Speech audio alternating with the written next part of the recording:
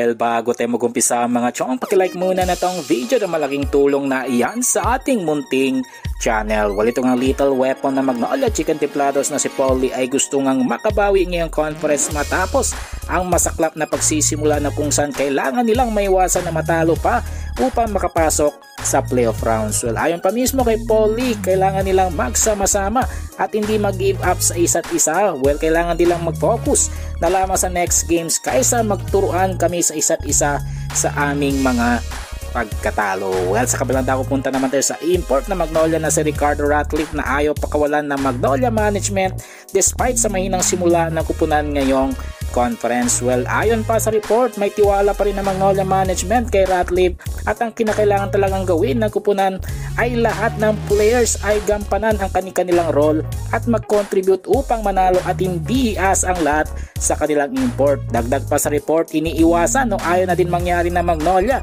ang nangyari sa kanila last conference na nagpalitan ng mga imports na negatibo ang resulta.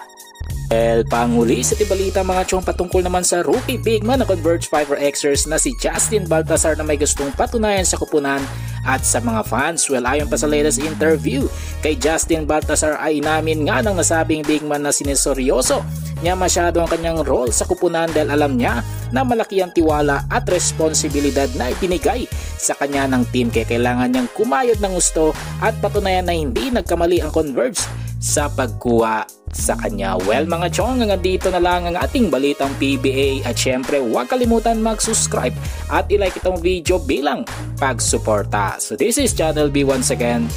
I'm out.